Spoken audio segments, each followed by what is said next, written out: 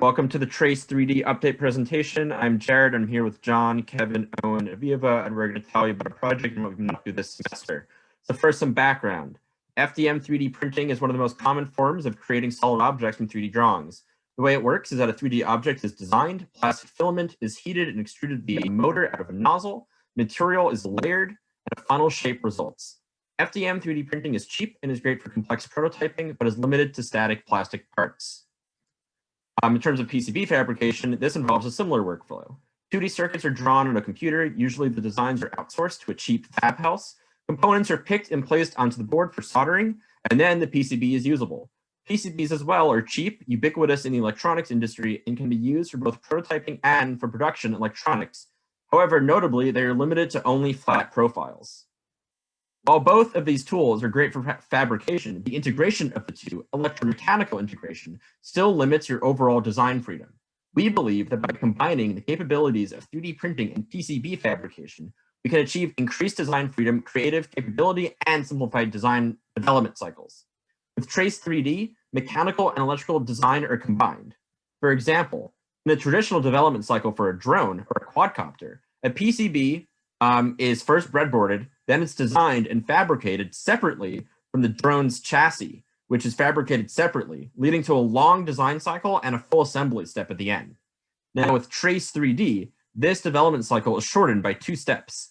First, you start with breadboarding, then you have your 3D CAD and layout that's done together on the computer. Then you have your Trace3D fabrication, which fabricates both the chassis and the circuitry together. And then your post-process assembly is needed.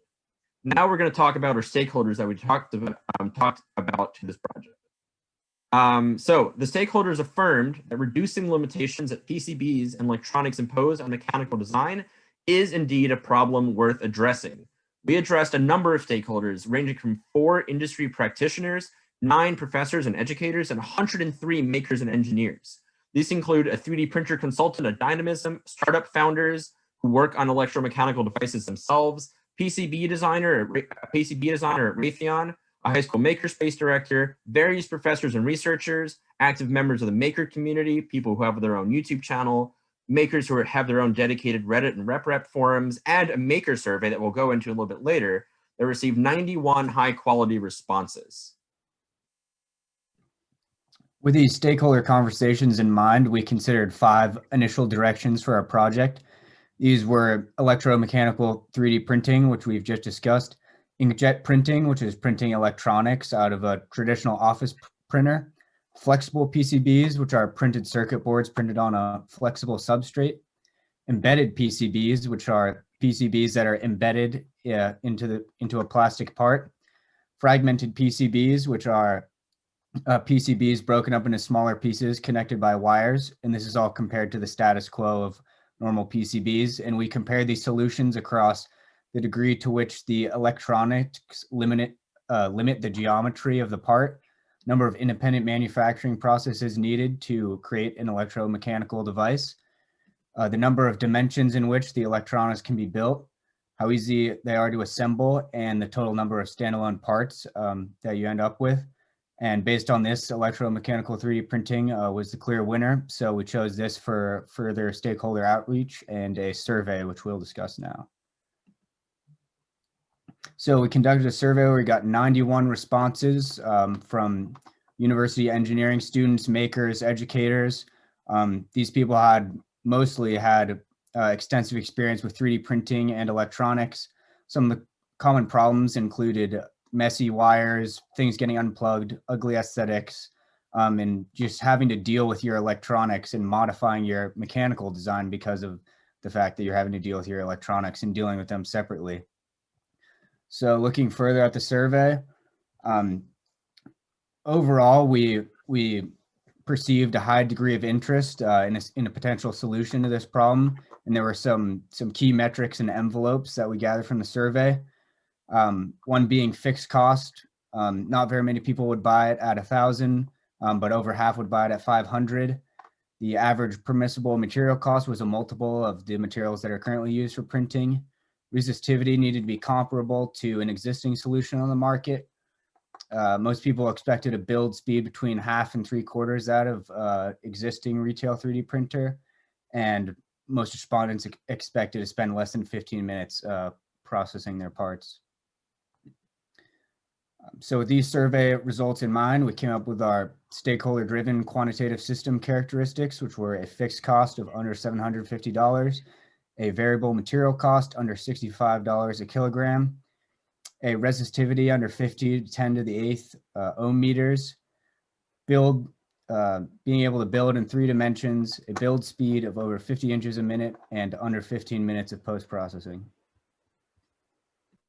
So the final system form of Trace3D is a proof of concept electromechanical 3D printer that uses readily available insulative and conductive materials as inputs to create objects embedded with highly conductive traces in 3D. And essentially what this will allow us to do is create low-cost, compact product footprints that are not limited to the traditional orthogonality constraints of a PCB. On the right, you can see what we envision our system looking like. And on the bottom right, you can see what our proposed extruder solution will look like, which we'll get into in a little bit.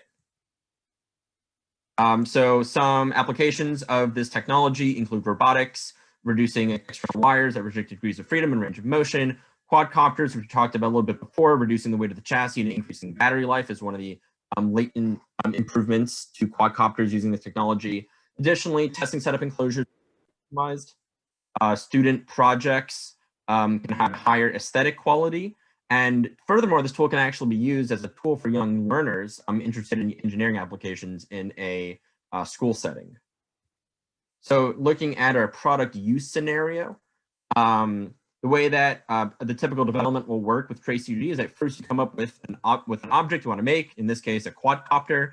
Then you perform your mechanical and electrical analysis combined. You create an integrated CAD model using already existing technologies and our own G-code path generation. From there, we'll be able to do the actual Trace3D printing.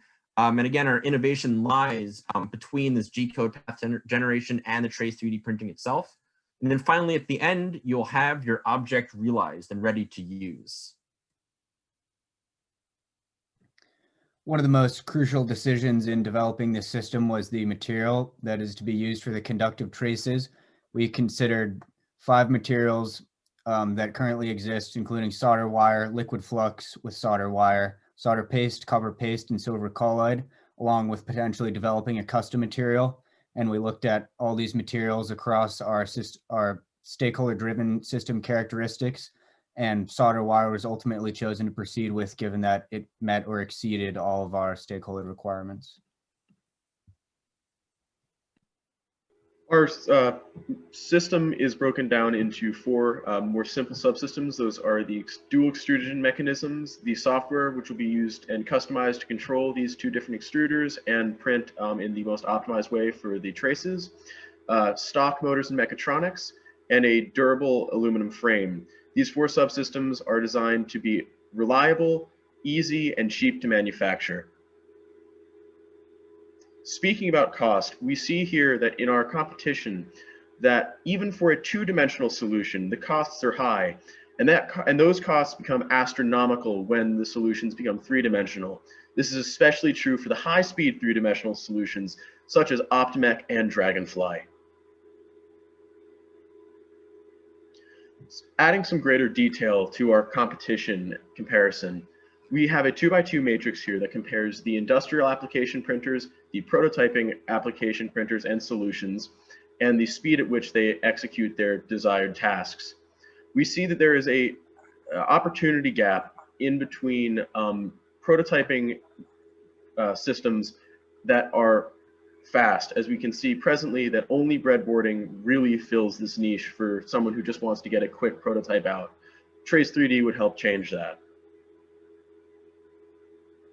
And more jarringly, we see that there are extremely few, even remotely affordable 3D solutions, the closest of which being the Voxel 8 Developers Kit, which is still an order of magnitude more expensive than the solution we would hope to bring. We see here that Trace3D is by far the most affordable solution in the 3D space and is competitive with solutions in the 2D space as well. So we accomplished 4 main things this semester, moving on from what we were looking at before, namely the component selection, including hot end extruder nozzle and motors, Hand testing to understand the basic challenges involved behind depositing solder alloys onto plastic. We CAD'd and electrically developed a test gantry for one-dimensional testing. And finally, we developed plans for what we're going to do after testing and what we're going to do as we move into the spring semester. Looking at the hot end selection, there are a few key metrics that we needed our hot end to meet. We need a filament size of 1.75 millimeters in order to accommodate the most common solder sizes on the market. We needed a standard nozzle to fit with the nozzles that we're looking to test with.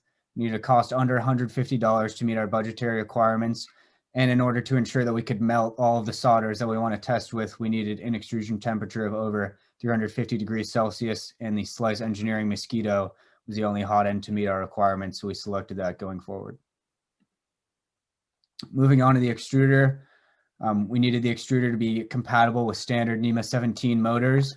We needed it not to require a ABS adapter to interface with the Mosquito hot end. We also needed it to accommodate a 1.75 millimeter filament size, and we need a cost under $100 and with minimal complexity along with that. And the Bondtech BMG M was the extruder that met all of those requirements. Looking forward at nozzles, there are lots of unknowns with nozzles, so we want to test as many as possible. We know that we can't use the usual brass ones used in 3D printing because of corrosion with solder and temperature resistance. So we're looking at 5 here. One, which is vanadium, which has extremely high hardness and abrasion resistance.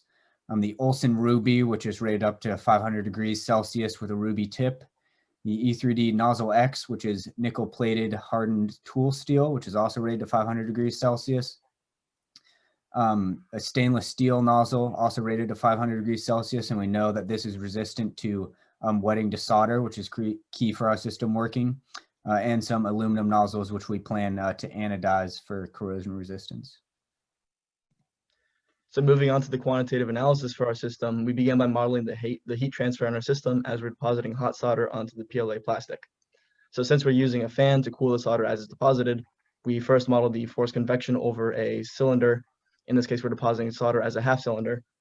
We can use the non-dimensional Nusselt equation on the left in order to calculate the heat transfer coefficient of the system. Here we get a value of 68.5 watts per Kelvin inch squared. Furthermore, we're able to use that value in order to calculate the heat transfer due to forced convection, which gave us a value of almost 700 watts per unit length. Next, we did a similar analysis for conduction. We modeled the conduction due to the heat transfer from solder to the PLA plastic. We also found a value of 88.5 watts per unit length for that. Using both of these values together, we were able to calculate the entire time that it would take to cool the solder, considering both the heat transfer from the solder due to conduction and due to convection. That gave us a time of 1/200th of a second for cooling. From this equation, we were also able to calculate the change in temperature of the PLA due to the conduction from the solder, and we found that was 28.3 Kelvin. So next, we considered the resistivity of a trace that would be printed on our system. This equation shown here is the typical value of resistance of a trace with unit input, length, width, thickness, electrical resistivity rho, and temperature resistivity coefficient alpha. So for a typical copper trace, as you can see here, we can achieve a resistance of 0.264 with the specified inputs. And by multiplying the width and thickness of our solder trace by 3, we're able to achieve a lesser resistance with our solder trace. So moving on, we're going to show some of the solder research and alloy selection that we've done. So we started by considering many commonly used solders, such as the tin lead eutectic and some tin solders with small amounts of alloying elements. We also began considering some unique low temperature solders that are used with small alloying elements that give them a number of desirable characteristics. Some of these elements included bismuth, copper, indium, and silver, and we ordered a number of solders to use for testing purposes in order to best determine which solder will fit our final product. So moving on, we started hand solder testing. As you can see, the left shows the first specimen of testing.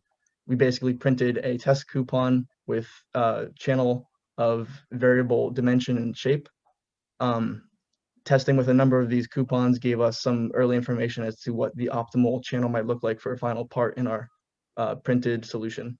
So moving on to the next slide, we also began testing a number of those commonly used solders. As you can see, our solders here are color-coded. We tested so far 3 different solder alloys, and from these we were able to make some useful conclusions about what kind of alloying elements might be useful for testing in the future. Finally, this is another test coupon that shows a solder paste solution. So this was a tin bismuth solder. We began by applying the paste within the channels of a printed coupon. From here, the coupon went in a oven for reflow, after which you can see that the solder tended to bead up in the corners of the channel. Obviously, that's not desirable for our final solution, and so this was a very good early test in order to determine whether or not solder paste was a feasible solution for our product. So to validate our solder selection, we developed a one-dimensional test gantry and a variable, easy to vary 3D printable test coupon that would go into this gantry that would allow us to test a multitude of different solders and vary all the parameters that will affect the way those solders will behave on that 3D printed surface. So here we have the in-progress test gantry. This is unfortunately yet to be completed as we are awaiting components that have not arrived yet due to shipping delays, such as the extruder and the hot end. The extruder will be mounted on the gray plate with the 4 heat set inserts and will be moved along by a NEMA 17 stepper motor. This will be controlled by our own custom circuitry and will allow us to test a variety of different feeds and speeds. More specifically, we will be varying a small number of parameters for each different alloy that we test and recording the way that they adhere and behave on the surfaces of the 3D printed test coupons, as well as which test coupon geometries yield the best results. We will have some small degree of feedback from the hot end, such as a thermistor, and we will also have a plethora of post-testing data, such as resistivity, as well as just visual inspection of how well it was deposited. So as Owen hinted to before, we're powering our test gantry with 2 NEMA 17 stepper motors. We also are powering this with our own mechatronic setup, which is powered by a 24-volt power supply. As you can see in the center, the logic is handled by an Arduino Uno, which is connected to a number of switches, as well as our motor drivers. We're using A4988 motor drivers, which are powered by those 24-volt power supplies and send motor outputs to the NEMA stepper motors. As you can see on the right, that's the final perf board in all its glory. There are a few key decisions that we'll be able to make following our testing. First will be whether the solder sticks to the nozzle. If it does, we're going to have to explore alternative nozzle materials such as Maycore, which is a machinable ceramic. If not, we can proceed with the nozzles that worked. We'll also have to see if the extruder functioned properly since it's designed for plastic filament. And if it does, we'll proceed with the chosen extruder. And if not, we'll have to explore developing a custom extruder. And finally, we'll have to see how well the solder wets to the plastic. If so, we'll proceed with our current plastic. And if not, we're going to have to explore alternative deposition mechanisms such as incorporating metal paint. As you can see, we've done a lot this semester, and most notably, obviously, the fact that we've built our test gantry, which is very exciting, and that we've also been able to do all of our material and nozzle testing. Looking to the spring semester, we are very excited to try and finish our CAD by January so that we are able to start incorporating the electronics and fabrication in February so that we will be able to have our very first successful test print by March and then be done by April. We'd like to thank our amazing sponsors, P3D for the nozzles and Indium for the solders. And lastly, we'd love to thank our amazing advisors, Mark Yim, our faculty advisor, as well as Kevin Turner, Peter Bruno, Dustin Roberts, and Nick McGill, all have been incredibly helpful to us. And here are our references. Thank you so much for listening.